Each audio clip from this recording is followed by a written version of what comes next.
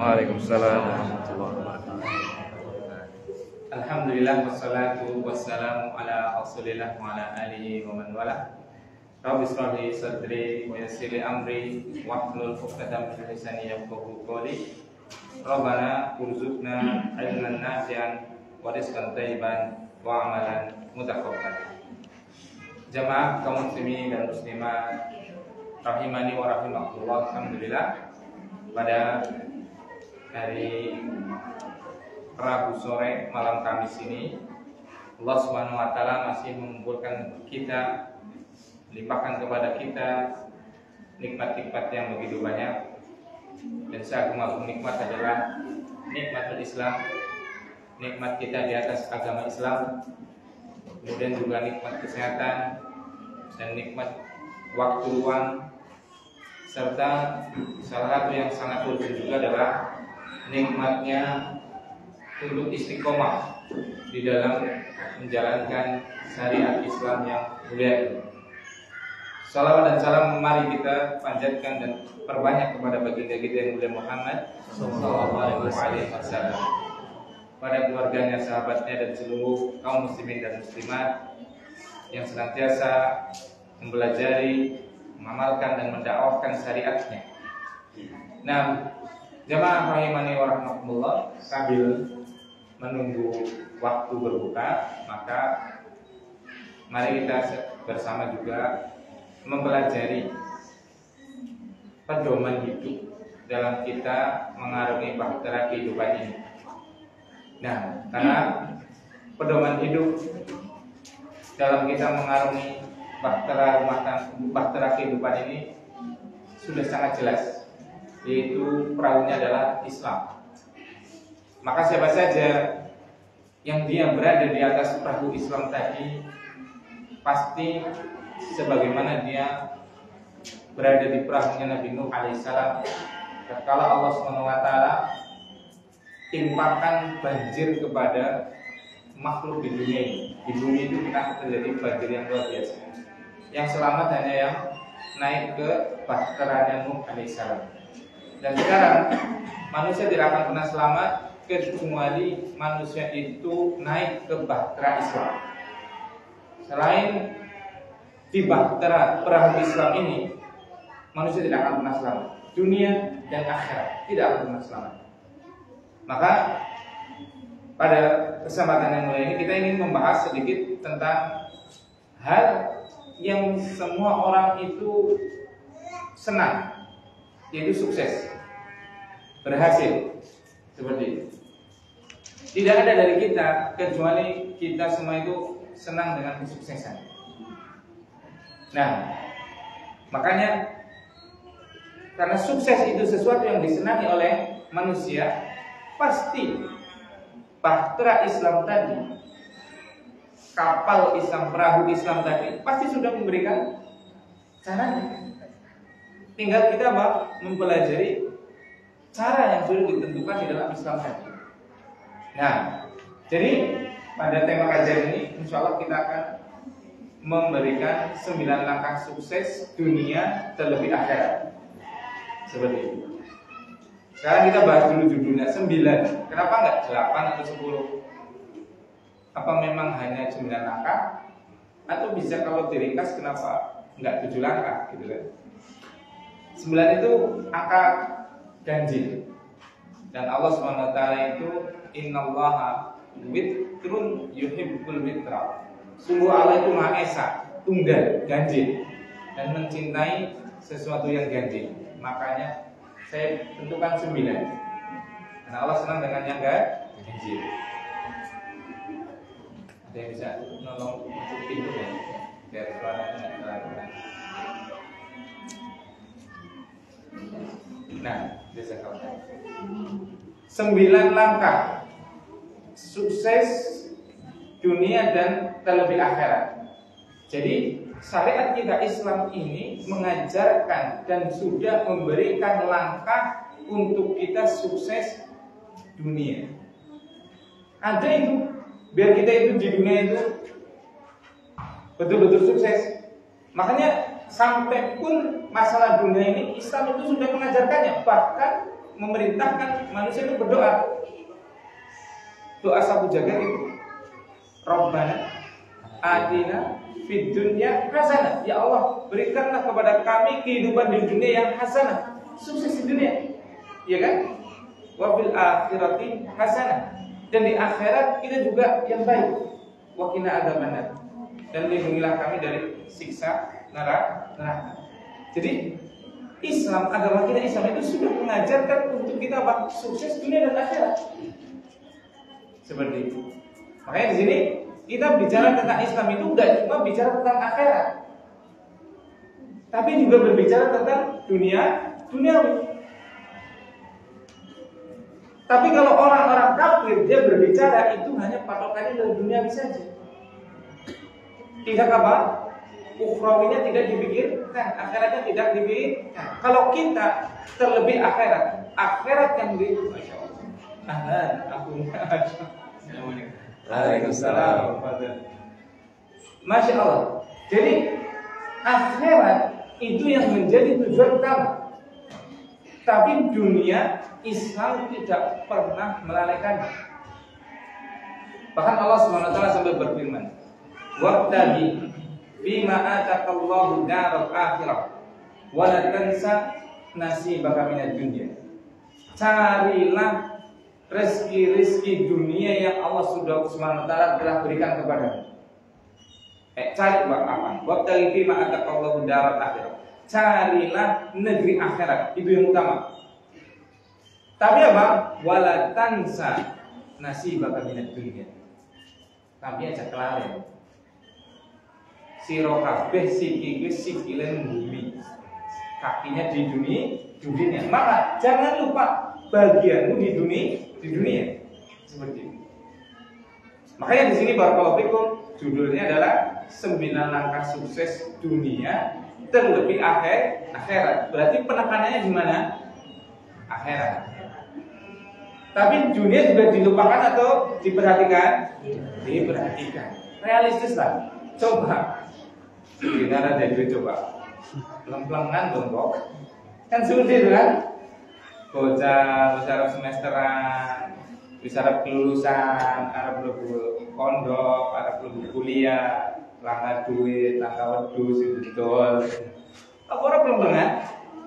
Seperti itu. Karena kita di dunia. Jadi kita juga butuh dunia. Nah, apa langkah-langkah sukses kita untuk kehidupan dunia kita dan kehidupan akhirat kita? Yang pertama adalah kembali kepada agama Islam dengan benar. Kembali apa? Kepada ajaran agama Islam dengan benar. Itu. Jadi kalau kita mau sukses dunia dan akhirat, balik ke agama kita. Balik kita belajar agama kita dengan pemahaman yang benar. Rasulullah SAW bersabda, sebagaimana hadis ini diriwayatkan oleh Imam Abu Dawud rahimahullah taala, "Idza tabayantum bil ina." Kalau kalian jual beli dengan sistem inah. Sistem inah itu adalah sistem jual beli yang mengandung unsur riba, dan itu banyak banget jenis-jenisnya. Wa aghadtum adnabal baqar, dan kalian sibuk dengan ekor-ekor sapi. Maksudnya kita sibuk dengan peternakan.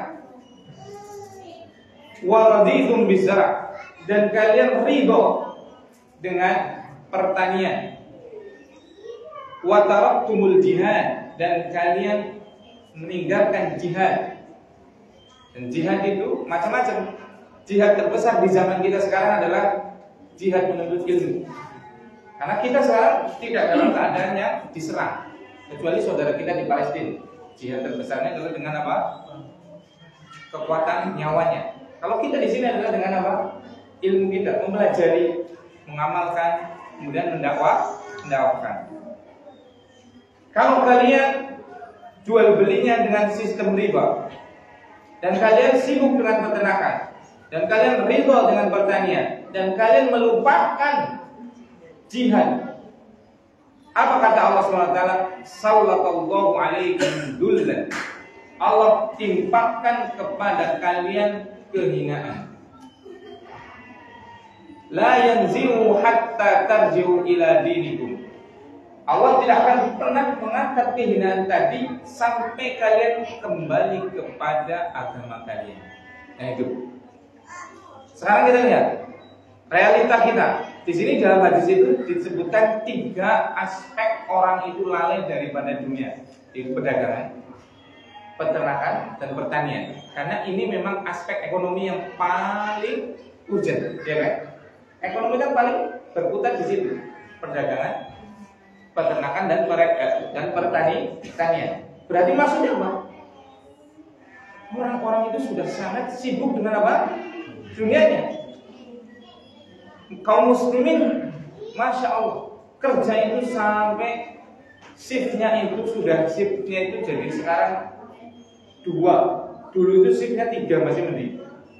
Sekarang ada yang shiftnya 2. Itu satu shift berapa jam? 12 jam. Gitu. Tapi tetap aja tidak ada apa? Mungkin masih kurang terus.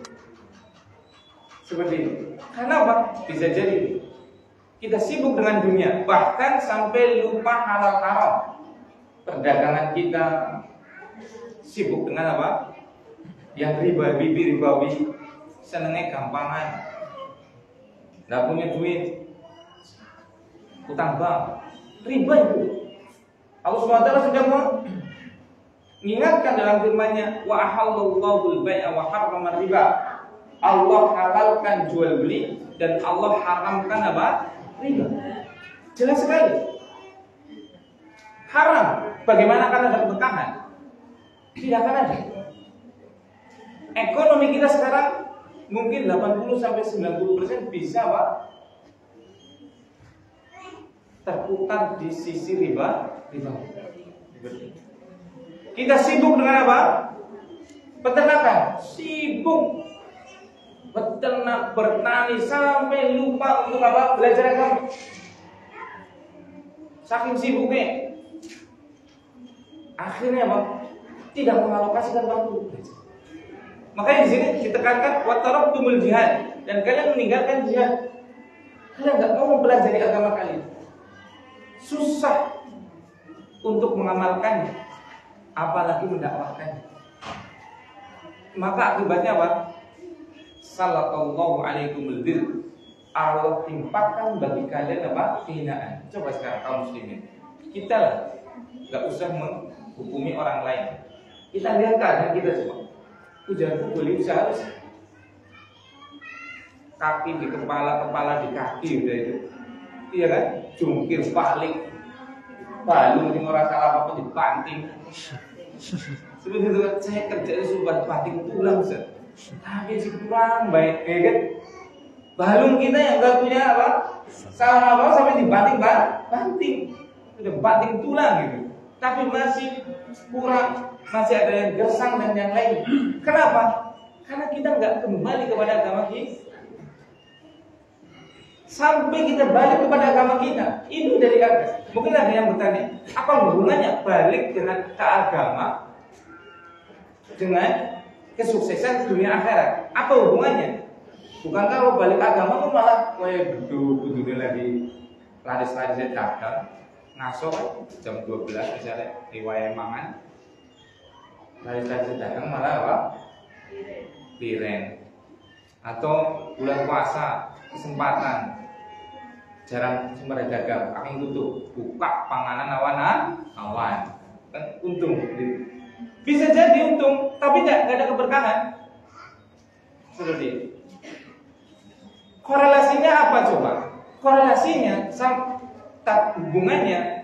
Kenapa balik ke agama itu menjadi sebab sukses dunia dan akhirat? Kalau secara wahyu sudah jelas. Ini adalah sabdanya Nabi SAW, ya kan? Pasti benar.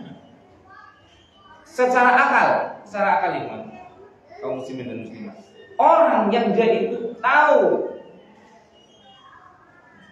agamanya dengan baik, dengan pemahaman yang benar, pasti dia itu akan orangnya energi. Gak mungkin kelamat-kelemer.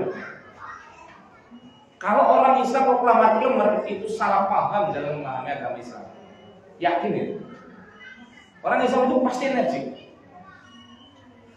Dengan pemahaman yang benar. Coba tadi doa kita yang sering kita panjatkan semuanya dulu sahur jagat kita ini. Rabbana atina fid dunya hasanah wa fil akhirati hasanah wa qina adzabannar. Ya Allah, berikanlah kami kehidupan di dunia yang baik, akhirat baik, bebas neraka. Coba, apa iya pengen dapat dunia baik, pengen dapat akhirat baik, kepengen nggak selamat dari api neraka, kemudian gula beda? Mungkin tidak? Tidak mungkin. Berarti tersirat daripada agar kita mendapatkan kehidupan dunia yang baik apa? Semangat. Dalam apa? Urusan dunia kita. Agar kita mendapatkan akhirat yang baik, berarti apa? Semangat. Dalam apa? Amalan akhirat kita. Agar kita selamat dari nerakanya Allah, berarti apa? Semangat dalam beribadah kepada Allah Subhanahu wa Ta'ala. Tersirat di situ kan? Bukan lemas, letus, kelalat, lelet. Para sahabat itu orang yang sangat luar biasa semangat dan energinya. Abu Bakar tatkala pagi-pagi setelah sholat subuh itu Rasulullah SAW bersabda, siapa yang tadi sudah sholat berjamaah? Hampir semuanya katakan saya. Siapa yang puasa? Abu Bakar angkat tangan. Masih banyak ya. Siapa yang tadi menjenguk orang sakit? Abu Bakar angkat tangan. Siapa yang tadi sedekah? Abu Bakar angkat tangan. Subhanallah. Pagi-pagi sudah begitu energi. Sholat subuh sudah, jenguk orang sakit sudah, sedekah sudah. Masya Allah. Puasa iya. Itu. Semangatnya seperti itu. Abdullah bin Mas'ud sampai mengatakan, sungguh aku itu padeh ya orangmu. Bencinya nggak umum. Terhadap siapa? Terhadap orang yang nganggur-ngangguran, tidak melakukan aktivitas yang bermanfaat untuk agamanya atau dunianya. Jadi kalau kita ini nggak usah orang lain, diri kita sendiri. Kelihatan sama Abu Mas'ud, dia sahabat dengan Abdullah bin Mas'ud. Karena apa? Gula beda pahalnya. Abdullah bin Mas'ud itu benci banget terhadap orang yang apa? Gula beda, tidak mau apa? Energi untuk dunia dan akhirat. Itu para sahabat. Makanya kita lihat itu. Sahabat dalam waktu hanya sekitar 10 tahun, 10 tahun berarti di Madinah juga. Rasulullah SAW berdakwah 13 tahun. Itu kan dakwahnya karena menekankan pada tauhid akidah. Itu kan pelan perkembangannya. 10 tahun setelah hijrah di Madinah itu. Dalam waktu 10 tahun, Masya Allah, bagaimana Islam sudah begitu luasnya. Bahkan di kepemimpinannya Sayyidina Umar radhiyallahu ta'ala itu sampai sudah apa? Menaklukkan Palestina. Jadi kerajaan, jadi khilafah yang begitu luas. Semua embrio ilmu pengetahuan itu embrionya itu dari orang Muslim. Ilmu kesehatan ada Ibnu Sina, ilmu robotik, ilmu matematik, bahkan ini yang sudah para sepuh ini. Waktu kita belajar di SR dengan anak, kalau saya nggak SR, saya sudah SD. Ya, belum SR mungkin ya. Apa sudah SD? Sudah SD ya? SR udah tahun 6 bulan mungkin ya. Sekolah rakyat gitu kan sebelum jadi sekolah dasar. Waktu kita di SD dulu, matematik itu bukan namanya matematik. Tapi matematika adalah namanya apa? Hah? Aljabar. Iya kan? Dulu itu pelajaran matematik namanya pelajaran apa?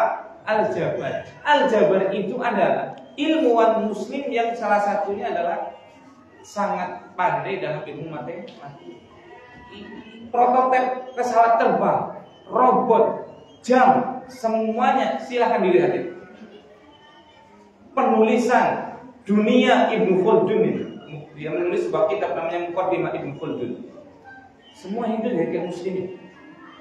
Tapi Masya Allah, nenek moyang kita itu mewariskan prototipnya, mewariskan embrionya luar biasa. Tapi kitanya apa? Semakin jauh dari agamanya, maka kita sekarang apa? Diambil orang-orang Barat, orang-orang Eropa, orang-orang Amerika, seperti itu dikembangkan oleh mereka. Kenapa? Karena kita jauh dari agama kita. Sehingga apa? Sehingga kita lebih senang nonton TV daripada nonton kajian. Lebih senang baca novel daripada baca Quran. Lebih senang baca komik daripada Sahih Bukhari.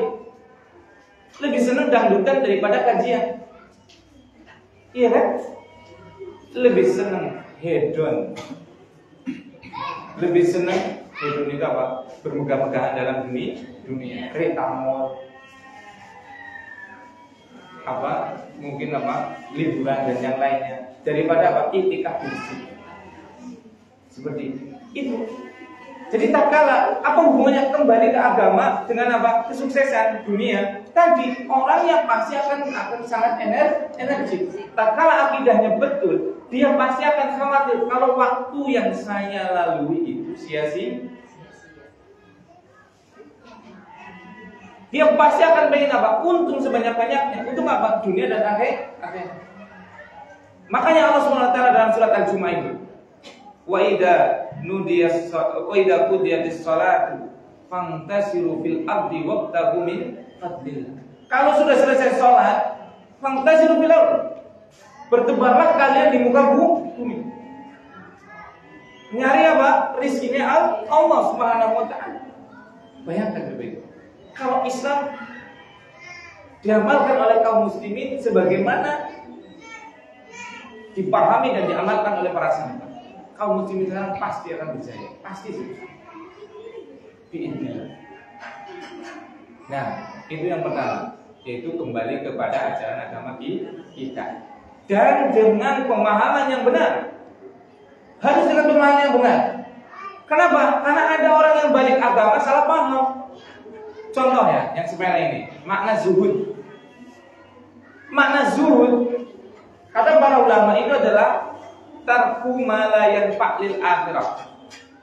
Sebagian orang memahami makna zuhud adalah meninggalkan dunia. Salah. Sehingga tatkala dia memahami makna zuhud adalah meninggalkan dunia, akhirnya mohon maaf,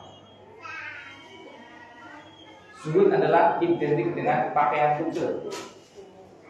Zuhud adalah identik dengan motore mokokan.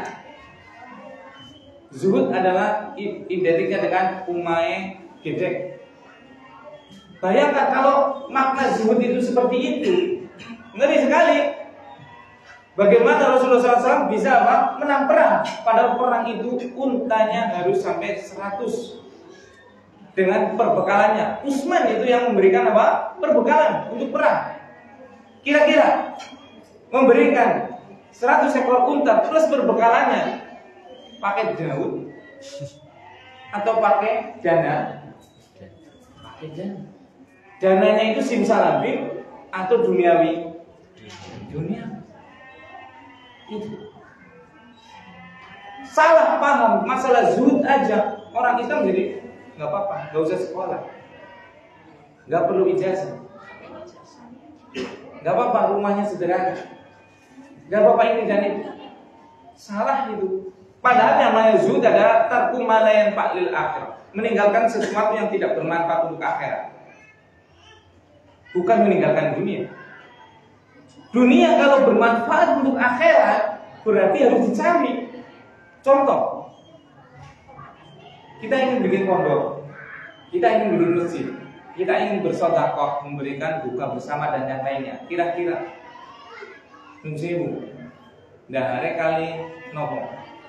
Kali 10 nopo kali laptop? Kali 10 kan? Pakai nasi kan, syukur ada ayamnya, syukur ada buahnya, syukur ada ini dan itunya. Itu kira-kira pakai duit atau tidak? Pakai duit. Berarti duit bermanfaat enggak kalau untuk buka bersama?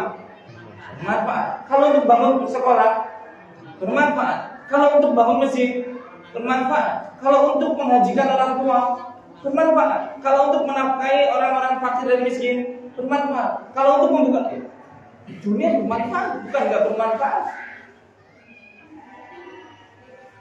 Ini makna zuhud. Biar jadi orang zuhud adalah orang yang paling kaya. Abdurrahman bin Auf, Utsman bin Affan, Abu Bakar, Umar, hampir sahabatnya Rasulullah SAW itu orang yang paling kaya. Bisa dihitung sahabatnya Rasul yang miskin itu bisa dihitung. Silakan baca semuanya.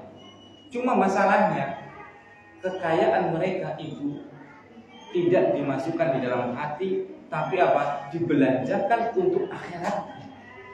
Silakan baca, silakan. Bagaimana warisnya Abdurrahman bin Auf, bagaimana warisnya semua para sahabat, bahkan sampai sekarang. Utsman radhiyallahu taala anhu itu masih punya hotel, masih punya kebun, masih punya rekening atas nama apa? Utsman bin Affan. Masya Allah, sampai sekarang masih ada. Karena dulu beliau itu wakaf. Beliau dulu pernah membeli sebuah kebun dan sebuah sumur.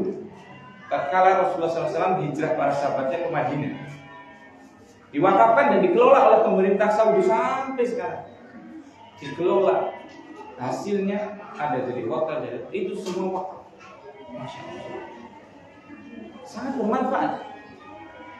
Jadi meninggalkan akhirat bukan berarti meninggalkan dunia, tapi bisa apa?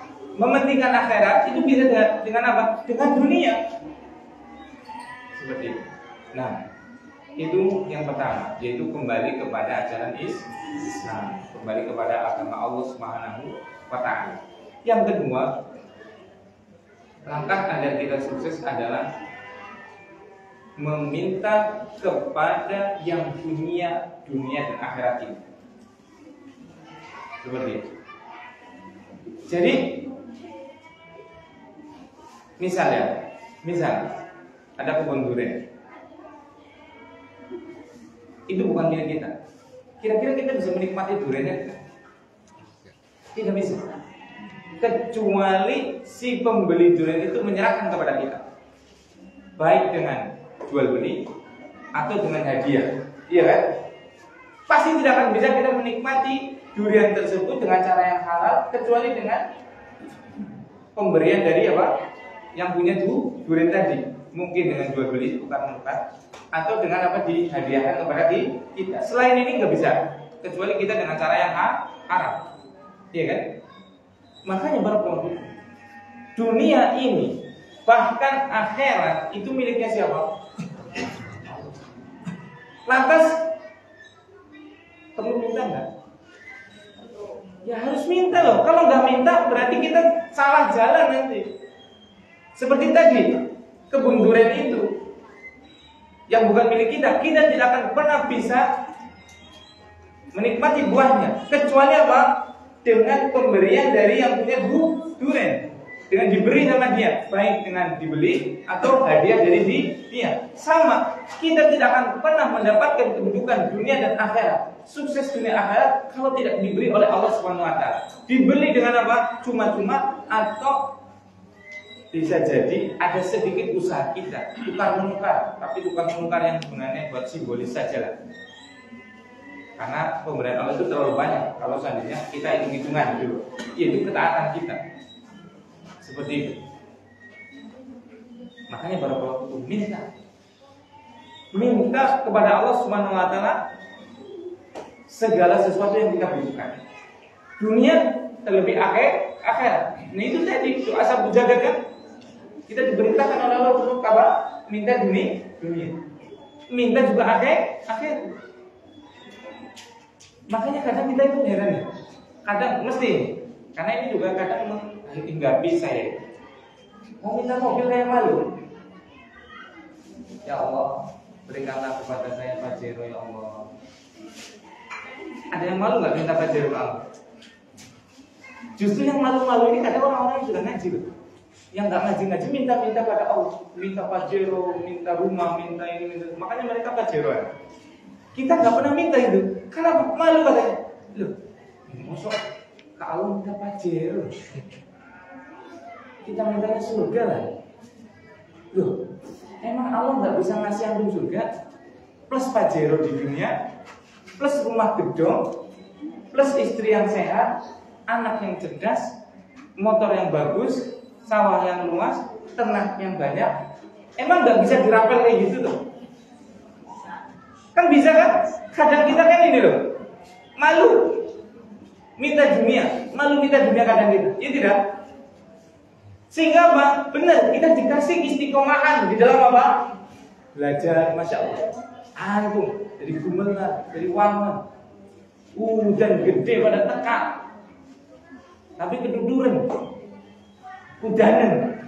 Kenapa nggak minta? Ya Allah, Engkau tahu ya Allah, saya belajar jauh-jauh seperti ini.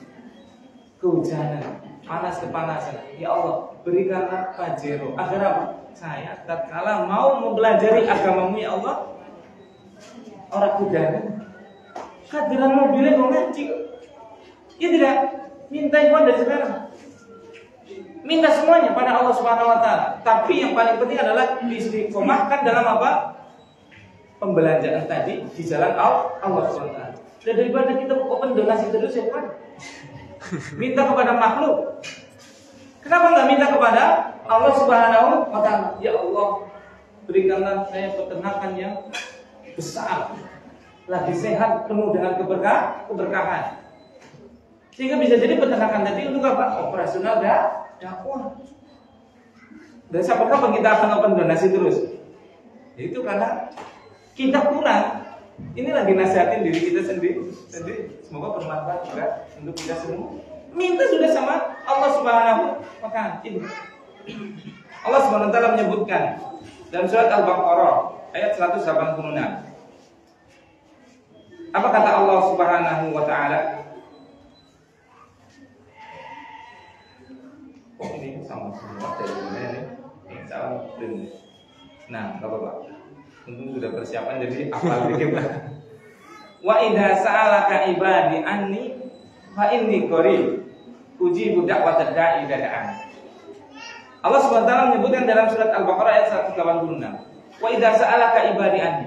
Seandainya ada hambaku bertanya kepada engkau tentang aku, maka jawablah fa inni qarib. Maka sungguh aku itu qarib. Aku itu dekat sekali, tapi bukan dekat zatnya ya.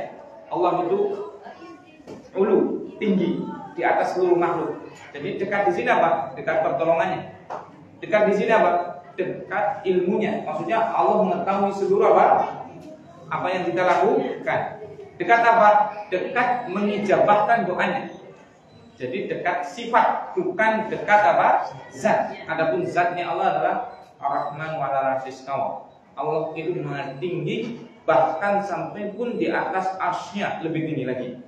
Seperti itu, bersemayam di atas arsy-Nya. Di sini kemudian Allah Subhanahu wa taala melanjutkan tadi, uji budak pada da'i dadaan. Aku mengabulkan permintaannya orang yang berdoa tatkala dia sedang berdoa kepada itu firman-Nya Allah itu. Bukan ucapan saya. Bahkan dalam hadis itu Allah itu malu seandainya ada hambanya yang menengadahkan tangan kemudian kembali dalam apa? Kosmos. Malu itu. Sangat malunya Allah. Allah itu ada namanya Al-Hayy. Ada Al-Hayyu, ada Al-Hayy. Al-Hayyu itu maha yang hidup. Al-Hayy itu adalah maha pemalu. Maha pemalu, salah satu bentuk malunya Allah SWT itu, dia sangat malu seandainya apa? Ada hambanya yang menengkatkan tangannya ke langit, kemudian balik dalam keadaan tangan itu tidak diberi oleh Allah Subhanahu wa taala apa yang dia minta. Hanya minta itu. Minta semuanya. Minta dunia, minta akhirat. Tapi kalau minta dunia jangan lupa ditambahin itu. Dunianya untuk akhirat. Karena dunia itu manis dan hijau, kadang menjadikan orang lalai. Makanya kadang mungkin kayak antum ini, saking takutnya mungkin itu boleh aja silakan, nggak minta dunia mungkin. Walaupun kadang juga aduh juga, ada dua-dua juga. Itu boleh aja, itu pilihan. Tapi kalau kita minta dunia, jangan lupa apa? Minta di belakangnya adalah apa? Membelanjakan dunia itu tetap di atas keridhoannya engkau ya Allah. Karena dunia itu luar biasa ya, sangat menggiurkan, seperti itu, sangat ranum. Berapa banyak orang yang tadinya istiqomah ngaji, tatkala dibukakan pajero, dikirimkan oleh Allah pajero ke rumahnya, Akhirnya yang tadinya itu biar apa? Pajarannya itu untuk apa? Ngaji biar tidak kehujanan. Akhirnya pajarannya ngomong piknik, dolan dan yang lainnya. Seperti itu. Makanya kalau minta dunia itu tadi tambahin agar dunia itu bermanfaat untuk akhirat kita. Karena masya Allah itu memang dunia itu luar biasa manis dan luar biasa apa? Menipu. Nah, itu yang kedua, meminta kepada Allah Subhanahu wa taala dengan penuh keyakinan. Seperti itu. Kemudian yang ketiga, setelah kita kembali ke agama kita meminta seperti itu, apakah cukup? Tidak. Harus mengambil sebab. Semua kita tahu bagaimana ketakwaannya Nabi Musa alaihi salam. Seperti itu. Nabi Musa alaihi salam itu berdakwah kepada Allah SWT, mendakwai Fir'aun yang mengklaim dirinya adalah Tuhan. Sehingga terjadi permusuhan. Sehingga dia dikejar-kejar, bahkan hendak dibunuh. Dan kalau secara hitung-hitungan duniawi, itu kan secara jumlah itu nggak ada apa, nggak ada bandingan. Karena Fir'aun itu kekuasaannya luar biasa, kekuatannya luar biasa. Ada Nabi Musa dengan pintunya cuma berapa? Akhirnya dikejar-kejar Nabi Musa sampai ke laut tengah, di Laut Merah apa? Sampai ke Laut Merah. Di depannya laut, di belakangnya musuh yang sangat kuat dengan segala bala tentaranya.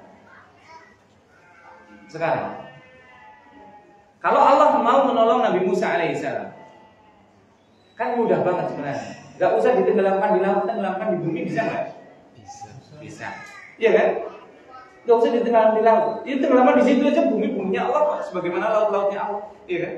Atau pindah aja Musa dan teman-temannya itu, sahabatnya itu apa? Udah udah di seberang lautan sana. Bisa nggak? Bisa. Tapi masya Allah, Allah mengajarkan kepada kita untuk apa? Mengambil sebab. Apa kata Allah SWT? Fa'auhayna ila Musa anidrib bi asaqal bahr. Maka kami wahyukan kepada Musa, anidrib, pukullah bi asaqal bahr. Dengan apa? Tongkatmu apa? Laut. Maka terbelahlah laut itu menjadi dua belahan yang besar sekali, seperti gunung yang sangat besar. Coba pertanyaan tadi, bukankah Allah kuasa untuk menenggelamkan Fir'aun langsung di bumi, di tanah, di daratan tadi?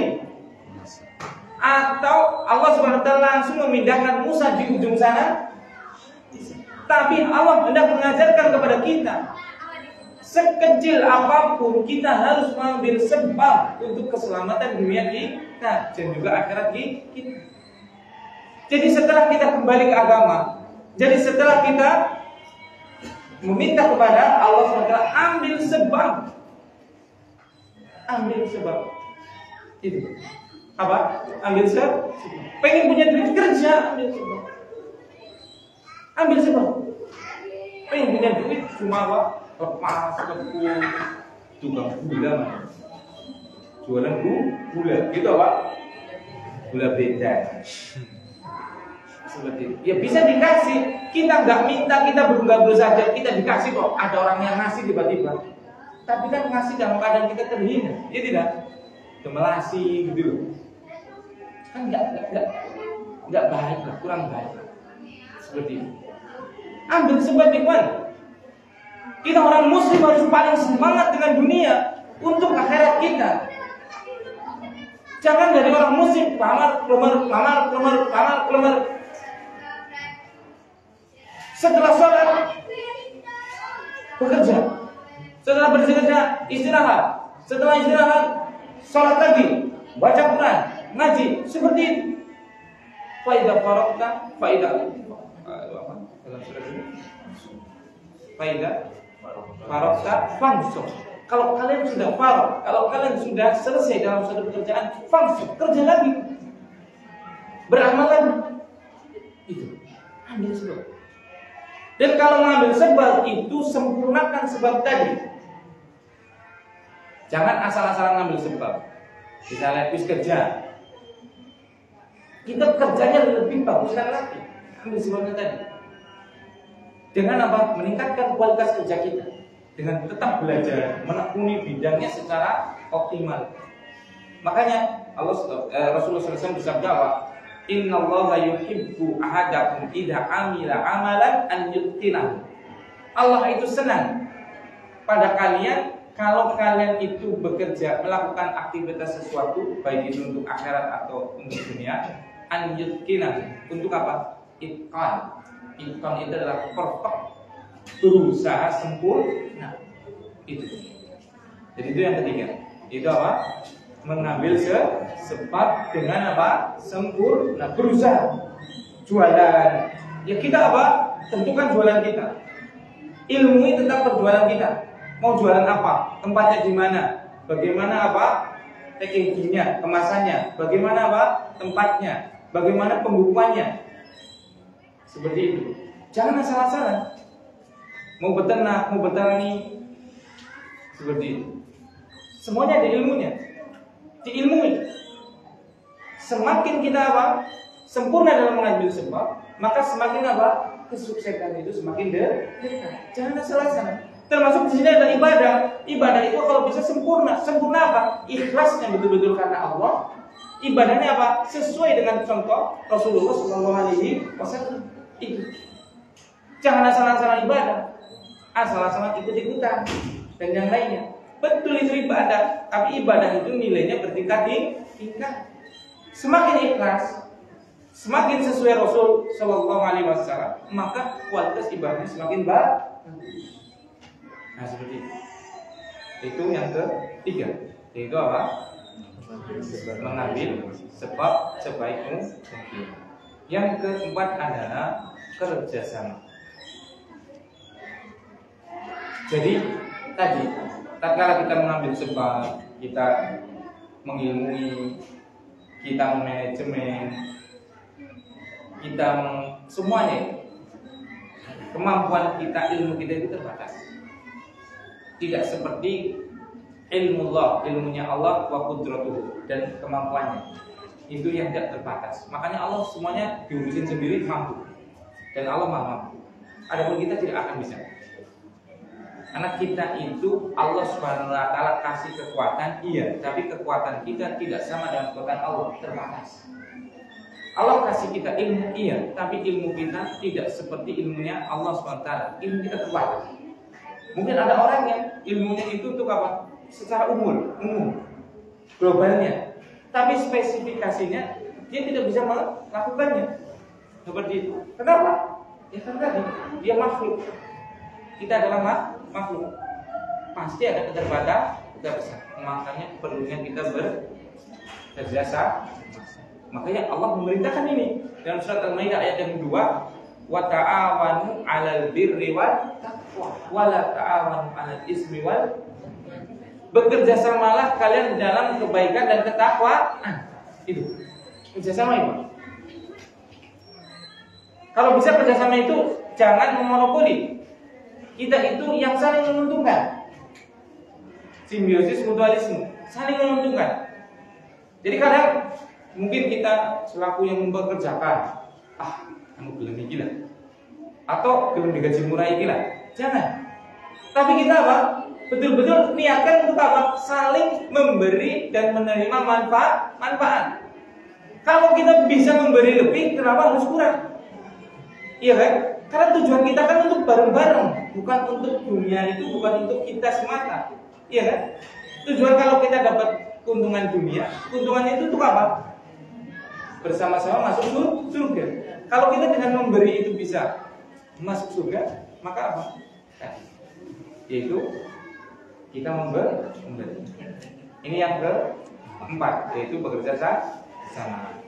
Yang kelima setelahnya adalah tawakal, berserah diri kepada Allah Subhanahu wa taala. Tapi berserahnya setelah ngambil 4 ini loh ya.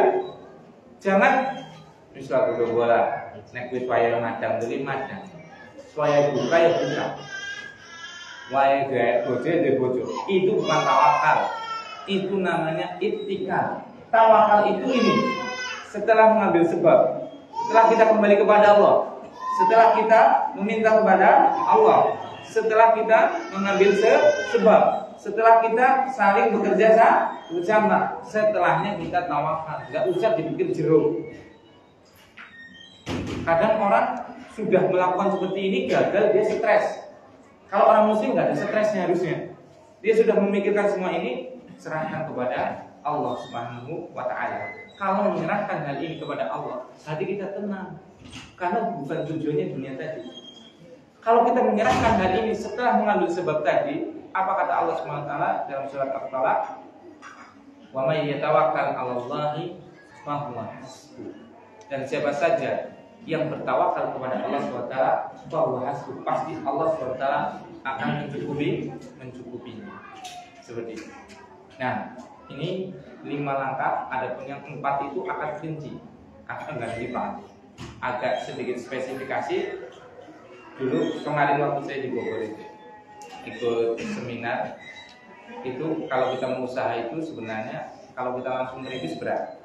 Kita bisa sistem ATM, amati, tiru dan modifikasi itu. Nah, kita bisa nanti amati, tiru dan modifikasi kepada sesuatu yang dia itu dalam melakukan sesuatu belum pernah gagal. Siapa kira-kira? Yang dia melakukan sesuatunya, mau menginginkan apapun, dia tidak pernah gagal. Siapa? Rasulullah pernah kalah dalam perang Uhud. Iya kan? Ada satu yang dia itu tidak pernah gagal dalam seluruh apapun yang ia inginkan. Insya Allah di malam Kamis depan. Dan itu sudah dituliskan secara rapi, bahkan ada dalam Al-Quran.